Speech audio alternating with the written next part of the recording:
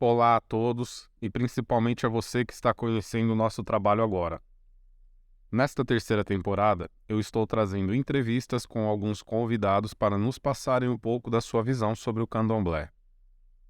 E hoje é com muito prazer que eu trago a continuação da entrevista concedida pelo Logan Marlon, da casa da nossa querida Abá, mãe Nainha de Nanã, que foi ao ar semana passada e nos trouxe um conteúdo muito rico, fomentando grandes observações por parte dos nossos ouvintes, tanto dos iniciados como das pessoas que estão conhecendo melhor o candomblé agora. E caso você ainda não tenha feito contato com a parte 1, eu recomendo que você a escute até o final. Ela está disponível em todas as nossas plataformas e no YouTube eu vou deixar disponível também um card na tela para que você possa acessá-la prontamente. Meu irmão, na primeira parte da nossa entrevista, você nos contou um pouco da sua história e falamos sobre a importância da vivência e do aprendizado oral no candomblé, algo que tem sido deixado cada vez mais de lado pelos iniciados que buscam apenas o conhecimento teórico. Hoje, eu gostaria que você desse a sua opinião sobre a grande quantidade de material disponível nas redes sociais e que tem sido usado cada vez mais como fonte de estudo para pessoas que desejam aprender a tocar, cantar e dançar, falando mais especificamente no nosso caso dos ogãs. Marlon, qual é a sua opinião sobre isso? E como você vê a importância de se observar as diferenças nas formas de expressão entre as diferentes tradições do candomblé, de uma matriz para outra? É o que você falou, hoje os toques estão bem mudado, né, diferente do que a gente aprendemos. Eh, mas falam que é o certo, mas na minha casa a gente mantém o que a gente aprendemos lá 30 anos atrás, 29 anos atrás, né, que foi com nossos tios, que é o básico, e todos nós tocamos o básico. Tanto que eu não sou conhecido no candomblé por ser um bom tocador, e sim por ser um bom respeitador. Porque eu toco menos, só que eu sei o meu lugar de respeito e como respeitar as pessoas. E hoje, ser ogã é tocar bastante, é fazer bastante barulho e toques diferentes. E a gente só sabe tocar o básico. Eu posso dar alguns exemplos na minha casa, que 2, 3 ogãs, sobrinho meu, carnal, neto carnal de manhã, que toca um pouco diferente, porque já pegou a forma diferente de tocar com o mundo atual e a informação de agora. Mas meus compadres e meus irmãos de lá, todos tocam igual, que é aquele toque muito arcaico, muito antigo, que não tem muita firula, até porque a gente não aprendeu e não quisemos aprender o novo, porque para nós já basta esse, porque eu acho que o menos é mais em alguns momentos. Então nós mantém isso, até porque lá na nossa família, né, lá no nosso tronco da nossa árvore, se você for no Ilê Caió, na casa da saudosa minha avó Baratinha, que hoje minha tia Preta toma conta, é o mesmo candomblé que você de 30 anos atrás é o mesmo de hoje, sendo tocado, no IBC também. Então, a gente também não sente essa necessidade de mudar algumas coisas de toque. É o que eu te disse, eu tenho 2 sobrinhos que já tocam diferente. Para eles é legal, para nós também é legal eles ter aprendido, mas nós não vê essa necessidade hoje, depois da nossa idade e tal, de estar mudando algumas coisas, porque, né, para nós já não faz tanto sentido assim, que o orixá já se agrada com o que a gente faz. Pelo menos na nossa casa é o que é, né, é o que a gente prega na nossa casa e na casa dos nossos irmãos, que a nossa mãe vai botar candomblé, quando a gente pode ir ajudar, a gente faz o que a gente aprendeu, que é só o básico mesmo. E nesse sentido, hoje é comum ir no candomblé e ver a pessoa que está conduzindo aquela festa, naquela casa, cantar uma infinidade de cantigas para diversos orixás, inclusive sem observar particularidades dessas cantigas, sendo que algumas delas não têm a ver com o momento, com o enredo, com outros orixás que não estão nem presentes, ou enfim, que sejam particulares de atos específicos de outras raízes e nada tem a ver com a raiz que aquela casa segue. E quando se questiona a respeito de onde veio esse conhecimento, não é incomum ouvir que eles aprenderam com alguém que já atravessou o rio. Algumas pessoas se acostumaram a esconder a sua fonte real de aprendizado. Se foi alguém que eles acreditam que não é, entre aspas, conhecido dentro do candomblé, ou mesmo se aprenderam com uma gravação, ou se ouviram em uma festa de candomblé e passaram a reproduzir isso. A nossa intenção aqui não é julgar a qualidade do conhecimento de cada um, mas eu gostaria que você desse continuidade nesse assunto sobre a necessidade do aprendizado de forma oral, nos mostrando um pouco da sua visão sobre tudo isso. É verdade, de fato, existe muito isso. Mas o candomblé não tem como se esconder, porque se você aprendeu com alguém, outro alguém estava do lado. O outro alguém sabia daquele dia daquela pessoa que te ensinou. Então não tem como esconder. Hoje eu falo: "Ah, aprendi". Não, se você não prova, não aprendeu, porque o candomblé é por isso que tira o Morunco sempre tem um com o outro, do lado, ou um que dá fé naquilo. "Não, eu estava, esse menino andava mesmo, ele estava do lado nesse dia e tal dia". Então é assim, se não prova, se não tem ninguém que prova, não aprendeu. E talvez por conta de algumas etapas de aprendizado que são puladas é que a gente veja algumas quebras do que é normalidade para nós. Como exemplo, algo que eu já mencionei, que é uma cantiga cantada no momento errado. Eh, eu não posso falar Zona Leste, né, eu posso ser ousado assim, mas, por exemplo, nos anos 90 ninguém cantava roda de Xangô. O único cara que cantava era Curiabê. E o Curiabê me ensinou eu cantar roda de Xangô, nos anos 90. Eu fui convidado a cantar roda de Xangô na casa da mãe Valderice, saudosa, nessa época, porque as pessoas lá ainda não sabiam cantar roda de Xangô. Na obrigação do Dida, do Marcelo, da mãe Isis, que hoje tem casa aqui, que é filha carnal dela, mãe Zimar de Loguedé, que eu ajudei a fundar a casa dela, amando de mãe Valderice, né? E o Curiabê foi um desses grandes caras, porque quando eu fui lá ajudar para criar os ogã e tal, para fazer o candomblé, uns barcos de 3 ogã, 4 ogã, quem dava os postos, que me ensinava para falar dos postos era o Curiabê. Fala: "Mário, dá esse daqui, que hoje é moda", mas lá foi o Balogum, Balodé, eh, o outro de Xangô, o Monobá de Xangô, na casa da Zimar, logo quando ela fundou a casa dela, esses postos. E o Curi, que é uma cantiga que canta.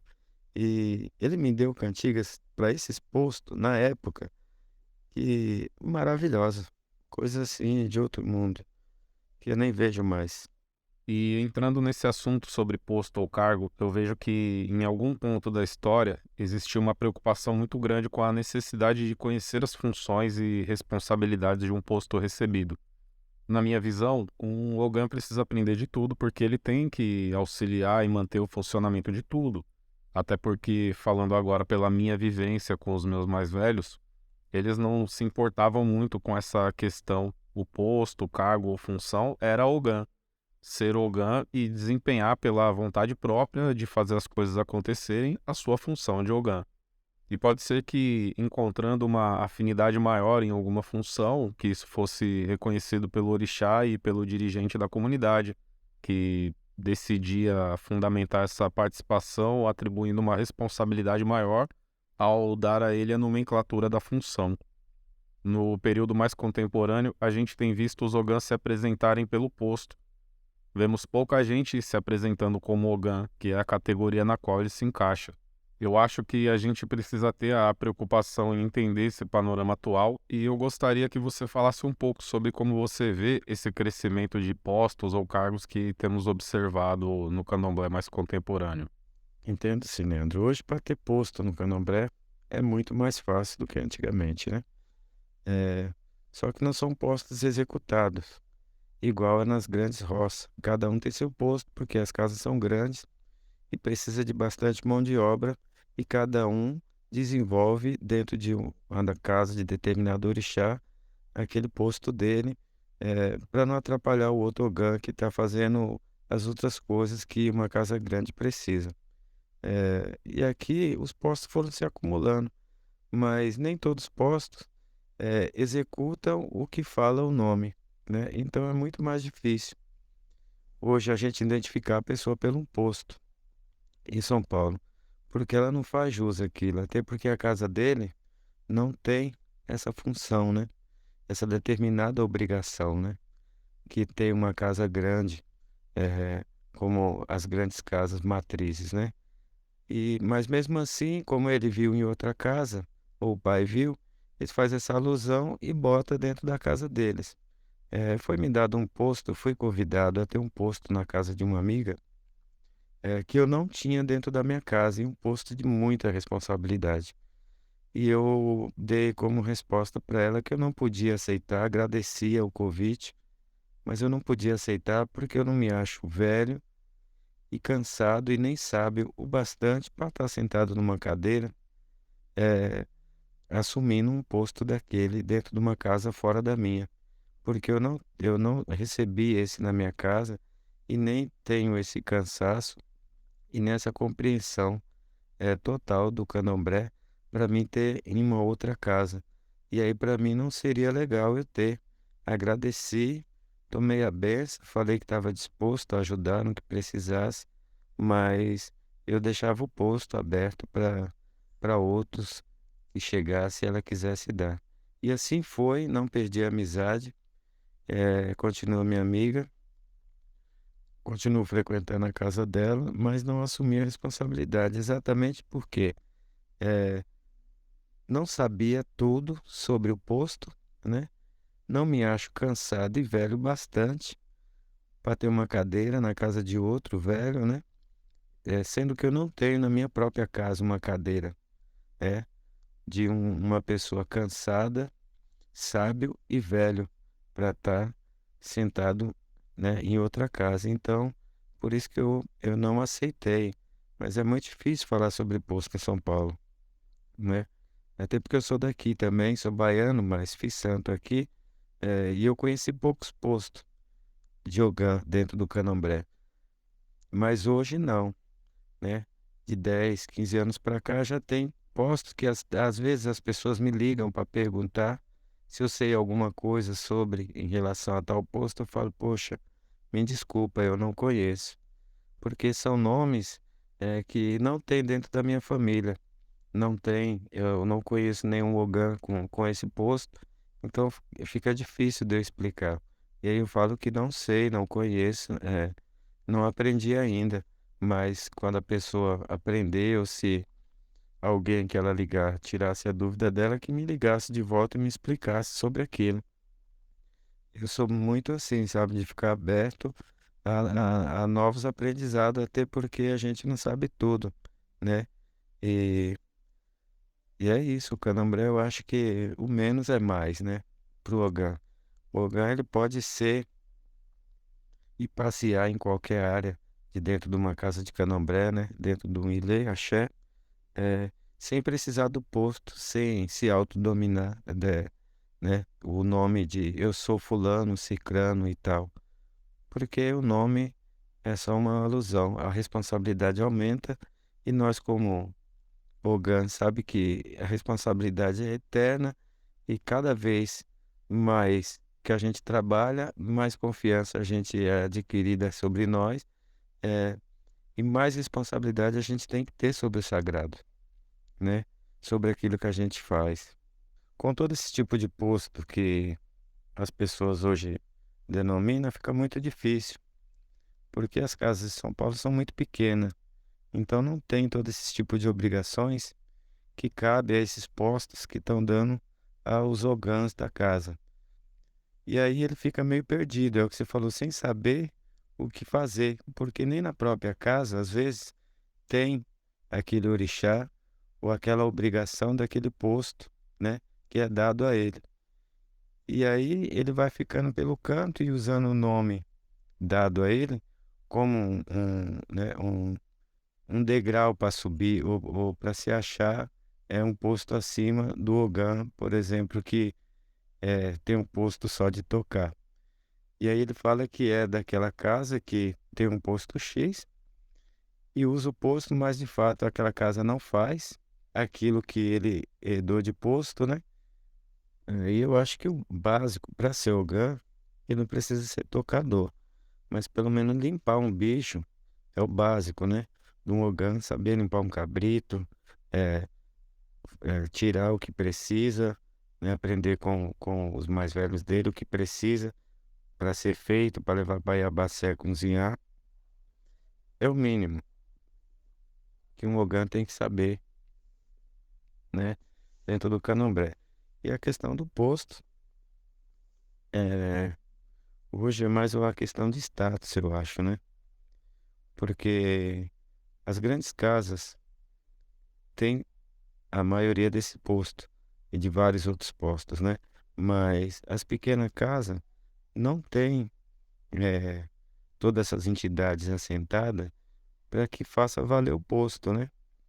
Eh, e aí vai criando essa deficiência, que ele fala que é X, mas a casa dele não faz aquilo, nem sobre aquilo, mas ele quer ser aquilo. E aí eu acho que é um pecado até do Babalorixá também, por falta de entendimento, não sei, né? De dar até uma coisa que eles não praticam. E aí vai arrumando nomenclaturas, né, para pessoas, e eu acho que não é legal. E o menos é mais. Acho que o Ogã, ele tem que, se ele é um Anabê, ele tem que entender um pouco de atabaque, nem que ele não toque bem igual eu não toco, mas entender um pouco de cantiga, um pouco de reza, como um Shogun, ele tem que entender um pouco da faca, um pouco do bicho, um pouco de reza, né? É o Pejigã, que era dado antigamente no Queto, né? Mas é um posto do G, tem que entender um pouco de reza também, né? Hoje, os balodés, entender um pouco de a quartinha sobre a procissão de Oxóssi, né? As carnes, eu sei lá. Mas eles não entendem, até porque nas casas não fazem isso, só nas grandes casas. Mas eles querem o posto que eles viram, né? A pessoa às vezes ela sonha em ter um nome que ela ouviu na internet ou na casa de alguém e fala com o pai para dar o posto também. Eu acho que o Babalorixá tem um pouco de culpa nisso, porque a gente, Ogã, aprende com nossos mais velhos, né? E do lado ao pai de santo desenvolvendo a função. E aí, às vezes ele vê um nome em outra casa e pede para o pai dar, o pai acha bonito, e também dá o nome, não sabe o que significa. E aí vai criando essa deficiência dentro do candomblé, né? Porque vai fazendo a quantidade e não a qualidade que ele precisa dentro daquela casa, né? Que é para servir aquela, né? Aquele quilombo ali, aquele povo. E aí eu acho que vai criando essa deficiência de posto, né? Que nem todas as casas comportam todos os postos, porque nem todas as casas têm quarto para cada santo, né? Igual uma roça de candomblé. Então, Lei Seu Ogã hoje é, é muito chato, porque hoje não tem mais papo de Ogã. A gente não se senta mais como Ogã. Ogã, ele fala de fundamentos de candomblé que cabe ao pai de santo fazer, né? E a gente participa porque a gente é Ogã, homem de confiança, mas não cabe a gente ficar, né, trazendo isso para fora da nossa casa, mas para os Ogãs que têm os postos diferenciados hoje, que não executam, eles querem falar difícil e de coisa difícil que existe no candomblé. Na verdade, ele viu ou aprendeu e talvez na casa dele nem fala, nem faz, né? Mas eles querem falar disso. O Ogã não fala mais da cantiga, ele não fala mais sobre atabaque, né? É, sobre como cantar para o santo que ele foi escolhido, aprender uma cantiga para aquele santo, porque ele fala exatamente só do posto que ele tomou e que não é, né, um posto normal, mas ele quer falar das coisas do quarto de santo, que não é a função do Ogã, né? Tá falando sobre isso, que é a função do pai de santo. Mas para falar que ele sabe, que ele é Ogã, aí ele quer falar difícil, mas ele não executa o de fato que é ser Ogã, né? Que é um homem de bons costumes, saber guardar segredo, né? É, e só abrir para quem de fato é de confiança e vai levar aquilo para o túmulo, é, ou vai levar para sua casa de uma forma muito respeitosa e vai convidar o pai daquele lugar que ensinou para vir fazer, né? Ou vir colocar. Não, aí esse outro já pega, leva e bota lá na casa dele, porque viu o outro lugar falar ali na mesa. Então hoje é muito difícil ser Ogã, de verdade, porque, eh, resumindo o que é Ogã hoje, eu não sei. Eu sei da minha época, pela postura, né. O Ogã ele tinha que ter uma postura impecável. É o símbolo do homem masculino impecável daquela casa ali, onde, eh, ele empunhava respeito, eh, tratava com amor os irmãos, né, e os orixás. Quando foi me dado o posto de Alabê, eu fui procurando saber o que que era o que eu deveria fazer. E aí entendi que era tocar, cantar, ajudar, auxiliar e etcétera, né. E e foi o que eu procurei desenvolver melhor, tocar, né, e ajudar a cantar. E aí foram se dando outros posto com outros nomes, posto mais difícil que as pessoas, as próprias que estão dando não conhecem, né, e aí não tem essa inteligência para passar para o lugar, né. A gente tem o posto de Alabê na minha casa, eu e outros, a gente faz de tudo, mas não entendemos de tudo, né. Eu só entendo mais mesmo da minha função. E essa falta de buscar e querer aprender sobre aquilo, eh, eu acho que o Babalorixá peca um pouco, porque quando ele olha um Ogã ou o orixá aponta ele, igual a gente era apontado antigamente, ele já sabia mais ou menos em que parte da casa a gente estaria para ajudar, né, em que função, seria mais se desenvolveria melhor, e aí daria esse posto. Hoje, o próprio Ogã que escolhe o posto que ele quer ser, né, senão ele não faz santo e não sai naquela casa. Eu acho que é isso, né. E aí a falta de informação com a ambição de falar que é X, eh, deixou um pouco a desejar dentro do candomblé, né. E ouvindo essa sua forma de pensar, eu reafirmo o quanto eu acho que é importante a gente sempre manter vivas as nossas referências, porque eu acredito que muito dessa visão é por conta dos bons exemplos que a gente procura seguir no candomblé. E eu gostaria que você falasse um pouco das suas referências agora, e fique à vontade também se você quiser fazer alguma homenagem para alguma dessas pessoas que contribuíram tão positivamente na sua vida. Leandro, eu tenho bastante referência. Uma delas é, como eu citei lá no passado, o Corinha B.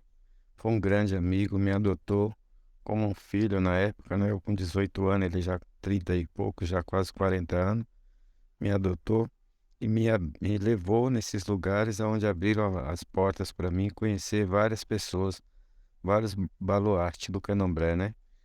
E entre ele também, como eu venho aqui em São Paulo, né? Eh, Vi Pedro Japonês, vi Neném da Ebom e Elza, né, que é aqui pro meu lado, que foram pessoas, assim, extremamente marcantes para o candomblé aqui da Zona Leste. E como referência da minha família para mim,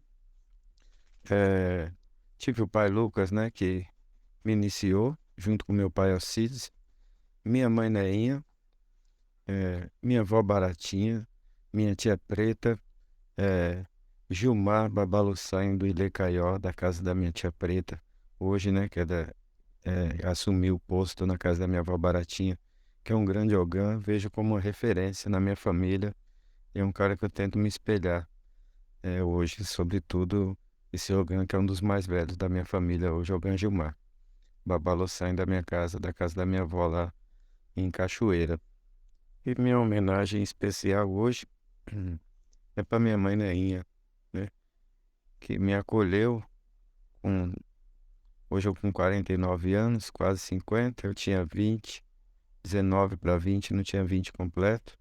Ela me acolheu e até hoje me acolhe e me levou, né, como um filho e debaixo dos braços dela, eh, em todos os lugares que eu podia adentrar com ela, junto aos meus compadres, aos filhos carnais dela que me têm como irmão. E me deu essa família de Candomblé que eu vivo hoje, né, que é Ilha Iranhó, Xanambucu. Então hoje, eh, minhas homenagens vai para minha mãe, Neinha de Nambucu, que o Orixá Bobô abençoe ela grandemente, dê vida longa a ela, com muita paz, muita saúde, e que ela continue sendo essa grande matriarca de nossa família e nos ensinando eh, os bons costumes do candomblé, né? Para que a gente não se perca dentro dessa nova era que o candomblé se encontra hoje. Axé, meu irmão. E eu tenho certeza que o respeito e o carinho por ela é uma unanimidade dentro do Candomblé de São Paulo. E eu aproveito inclusive para pedir a bênção para essa Sabá agora, se ela estiver nos ouvindo, principalmente porque mesmo com pouco ou nenhum contato da minha parte por causa da correria que é a minha vida profissional, eu a tenho como uma avó por todo o carinho de mãe que ela sempre teve com meu pai, o Ogan Carlinhos, e com a minha mãe, a Dona Cida. Mas agora eu queria que você falasse um pouco sobre o seu trabalho com o Samba de Roda do Recôncavo. Eh, Leandro, o samba de roda do Recôncavo é comprometido justamente com a informação, né? A gente tira o samba do candomblé, né? Dos nossos eh, tios e traz para a rua para explicar o que é o samba de roda e como é o samba de roda, né? Porque tem o samba de terreiro, que é aquele após o término do candomblé que a gente faz com nossos irmãos. O samba do sagrado é quando o caboclo está presente, né? Então a gente canta e o sagrado está ali presente. E o samba do recôncavo ele vem exatamente para informar esse tipo de informação, né? Existe o samba da beira do rio, o samba da beira do mar, o samba da agricultura, o samba do vaquejador, aquele que labuta com gado, né? Então o samba do recôncavo ele vem trazendo essas informações para o povo sobre o samba e quais as vertentes do samba, né? E como fazer da melhor forma, sem aprofanar o sagrado, que é exatamente o samba sem o sagrado estar presente e sem falar do sagrado. Esse é o nosso propósito do samba do Recôncavo. E como que o nosso público faz para conhecer um pouco melhor esse projeto? Então, o samba de roda ele tem nas redes sociais, né? No Instagram, samba de roda do Recôncavo, tudo junto, né? Facebook Marlon MDJ, pessoas vão encontrar lá as informações sobre onde a gente sempre está atuando, que é na área da cultura, em praça pública, em workshop, em levando essas informações do samba de roda. E é um grupo aberto para pessoas que queiram levar a sério essa cultura, que gosta, né? Estuda, conhece, pratica ou queiram aprender, está com a gente também nessa levada de cultura adiante. E eu deixo meu muito obrigado a todos que prestigiarem o nosso samba e queiram ouvir, queiram participar, só é seguir nas nossas redes sociais lá no Instagram, que é Samba de Roda do Recôncavo, e no Facebook Marlon MDJ, e vai ter lá todas as informações para estar seguindo o nosso grupo e vendo a nossa ideologia, né, como um grupo, como um coletivo, né? E é isso, o samba está aberto a todos aqueles que têm a boa intenção e queira levar a sério o samba de roda para frente. Ele está aberto para todos conhecerem, participarem. É um grupo aberto eh, de políticas públicas que a gente tenta, em alguns momentos, se fortalecer dentro dos coletivos para levar informação e mostrar um pouco, né, da cultura afro-religiosa e afro-brasileira, desde que os nossos escravos, nossos negros, né, em situações de escravos, vieram para o Brasil e fizeram esse tipo de música. A nossa conversa está muito gostosa e eu tenho certeza que está trazendo muita reflexão para muitas pessoas, mas infelizmente, pelo menos por essa primeira entrevista, a gente vai ter que encontrar um desfecho. Porém, antes de saber quais são as suas considerações finais sobre o nosso papo, eu gostaria de dizer que eu espero que todos estejam gostando da nossa série de entrevistas, Ogãs na Terra da Garoa, onde eu estou trazendo algumas referências do Candomblé de São Paulo para nos contar um pouquinho, né, da sua história e visão sobre o Candomblé. E eu espero também que todos possam participar trazendo opiniões, dúvidas, críticas ou sugestões para que juntos possamos modificar a realidade ao nosso redor. E peço a quem está nos ouvindo que não deixe de seguir o podcast Jack Aló no Spotify, Castbox, no YouTube e também no Facebook, Instagram, TikTok e no Twitter, onde eu posto material diariamente e você também pode utilizar como canal de comunicação para falar diretamente comigo. A sua participação nesse projeto é de extrema importância para nos ajudar a fazer com que cada vez mais o preconceito ao nosso redor seja transformado em respeito. E por isso eu te peço que curta, comente e compartilhe o nosso conteúdo, ajudando os nossos canais a crescerem e propagarem essa ideia. Considerações finais é que as pessoas que estão adentrando o Candomblé, que frequentam uma casa, fiquem um tempo observando quem é, se a pessoa, o pai de santo, tem família, de fato, dentro do Candomblé, se a família dele faz parte, se ele é uma pessoa de respeito, porque o Candomblé é de respeito e se ele não for, é sinal que não é um bom lugar, porque o Candomblé hoje tem muitos falsos profetas. Então a gente tem que ver toda essa parte antes, para depois a gente adentrar uma casa, porque possa ser que você entre, né, pelo luxo ou pelos olhos e lá na frente dá errado, por várias questões, até de afinidade. Então a pessoa frequente, depois de um ano, se ela de fato receber o chamado do orixá, que se inicie de coração aberto para que tudo dê certo. Porque o orixá não é riqueza, o orixá é estado de espírito, o orixá é estado de consciência, é amar o próximo, é elevar o próximo, né? E respeitar o próximo, né? E quem veio antes de nós. Isso é candomblé, né? E se fosse para ser dinheiro, eu seria um dos caras mais ricos, como você e tantos outros amigos nossos, que são detector, né, dessa cultura e levamos muito a sério. Então, quando eu adentrar numa casa de candomblé, vá em busca da felicidade espiritual, né? Não da felicidade material, porque o material é a gente que planta e a gente só colhe o que a gente planta, né? Eu acho de suma importância esse trabalho que você está fazendo de podcast para informar o público sobre o candomblé e as pessoas que levam a sério o candomblé, né? Candomblé é uma religião que veio antes de Cristo, muito bonita, 3.000 anos antes de Cristo, que tem como propósito cultuar a natureza, né? Que é o céu, a água, o céu, o mar, a terra, né? E alguns falsos profetas ou a profana, de uma forma ruim. Mas o candomblé é tudo de bom. E todos que entrarem, adentrarem uma casa de candomblé, vai ver que essa coisa ruim ficou por parte dos evangélicos a profanar a nossa religião, e não nós.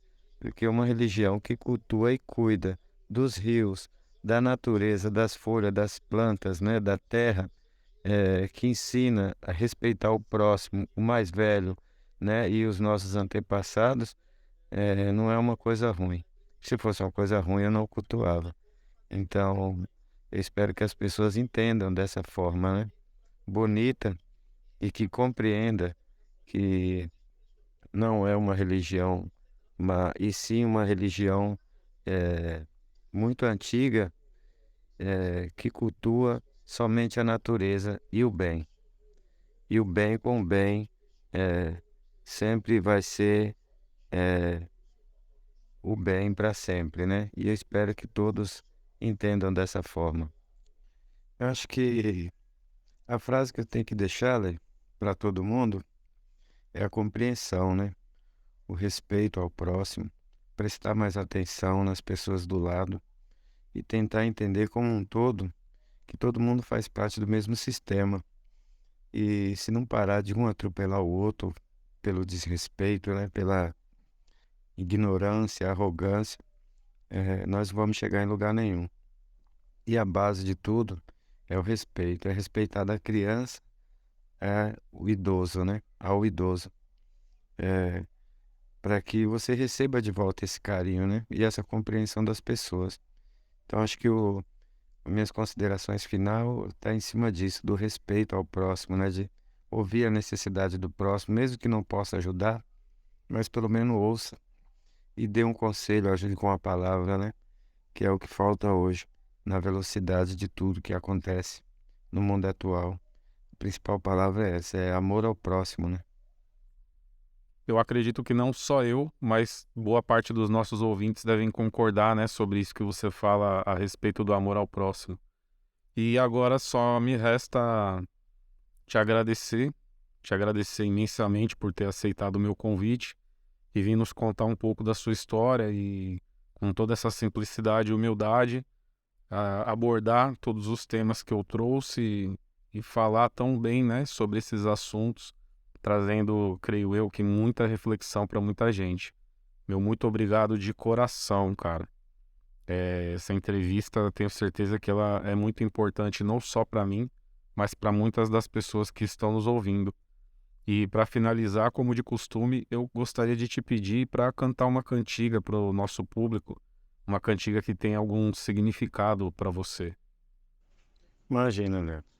Eu que agradeço você por esse espaço de voz nos dados, né?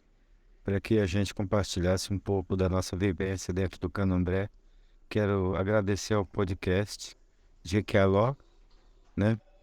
Que você, como cofundador, nos dá esse privilégio e espaço de voz para nos falar e colocar o nosso ponto de vista sobre a nossa religião de matriz africana, e sobre a nossa postura de Ogã dentro de um candomblé, né? Eu que agradeço e peço meu mutumbá, meu mucuyu a você e a todos meus mais velhos, meus mais novos, aos abiãs que está adentrando a religião, que futuramente serão grandes iaôs, talvez até Pai de Santos, mas Ebome com certeza serão. Eu que agradeço.